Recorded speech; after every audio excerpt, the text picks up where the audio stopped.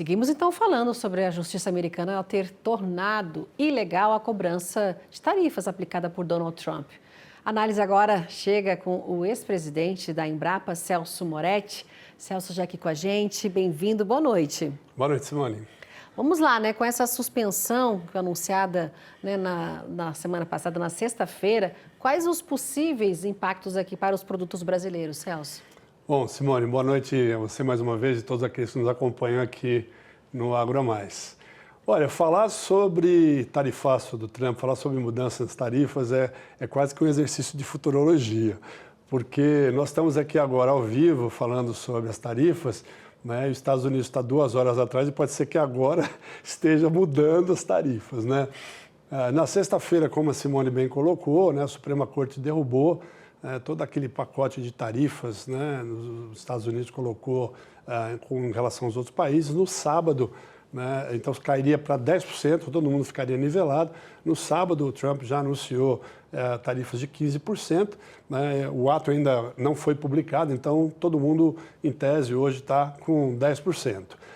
Isso, Simone, vai trazer mais competitividade. Se a gente continuar, né, porque eu acho difícil continuar nessa baliza, vai voltar a dar maior competitividade para o agro brasileiro, né? Eu estava falando ali com o Marco Antônio do Secafé há pouco, né? O ano passado, né, houve uma perda de mais de 30% na exportação, principalmente de café solúvel para os Estados Unidos, né? Você imagina, Simone, 70% dos americanos consomem café, né? Então veja o tamanho desse mercado, o que isso representa, né? Então, para o setor de frutas também, de pescado, com as tarifas, o setor de produção de mel, que exportava para os Estados Unidos, chegou a zero, né, esse movimento. Então, o que a gente espera é que melhore a competitividade, né, tenha mais segurança jurídica, reduza os custos e aí a gente volte a ter um jogo equilibrado, né, as condições normais aí entre os países que competem e só depender da eficiência de cada um, Simone.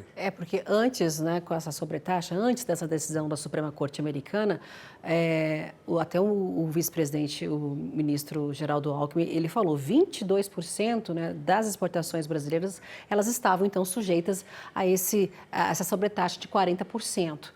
A corte foi lá, anulou tudo, então não se tem mais essa sobretaxa.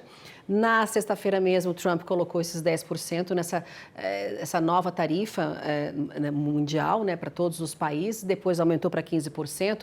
Tem um período, não vai ser muito longo, né? Assim, colocando, né? 150 dias. 150 dias, 5 meses. O vice-presidente falou que não vai afetar a competitividade brasileira, porque todo mundo está nivelado, todo mundo de igual para igual. Seria mais ou menos isso. O Brasil não se preocupa agora, mas como você falou, a gente não sabe o que pode acontecer, se o Trump pode colocar mais uma tarifa aí, porque tem uma investigação naquela seção 301, que ele colocou todo mundo no pacote, PIX, pirataria, desmatamento, né, as Big Techs. Isso está sendo discutido ainda, está sendo, melhor dizendo, sendo analisado, né, sendo julgado.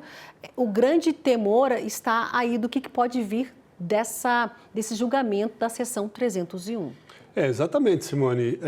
O setor, né, e aqui a gente falando, obviamente, do agro, né, está com as barbas de molho, né? A gente viu o que aconteceu, né, com cadeias importantes, né, e são 150 dias, né, a gente, em tese, né, eu sempre falo aqui em tese, se tratando de tarifaço do Trump, em tese estaria tranquilo, mas é algo que ainda realmente preocupa, né? Porque as perdas em alguns setores, eu mencionei aqui em produção de mel, foram muito grandes, né? Para a cafeicultura, para pescados, né? Para peixes e outros tipos de pescados, produtos da aquicultura, como a tilápia, isso afetou.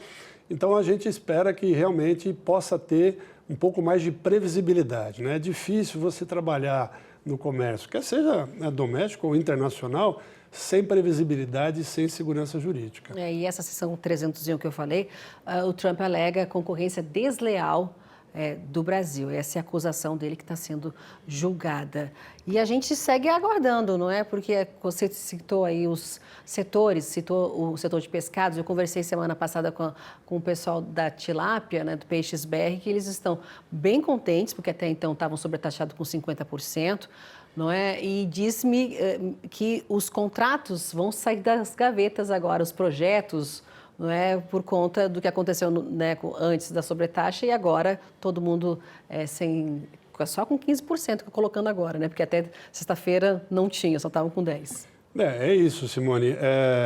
Essa questão como eu disse, previsibilidade, né, de segurança jurídica, de você ter um contrato e saber que ele vai ser cumprido, é primordial para qualquer setor, né, inclusive para o agro, né, que responde aí por 1/4 do PIB brasileiro, 1/3 de todos os empregos e a maioria da exportação brasileira, né? Então, realmente conferir.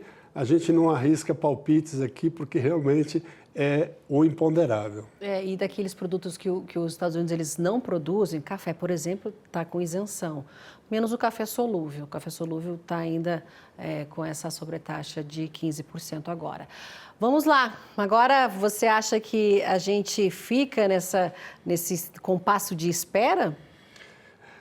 Eu entendo que assim, o agro brasileiro ele é muito dinâmico, né? E a competência dos produtores, enfim, dos empresários que estão no agro, ela é muito grande, né? A gente vê que durante a vigência dessas tarifas, né, houve empresas que viveram problemas sérios ali, inclusive Demitiram, né? Demitiram, deixaram produtos armazenados, então os custos alfandegários cresceram, né?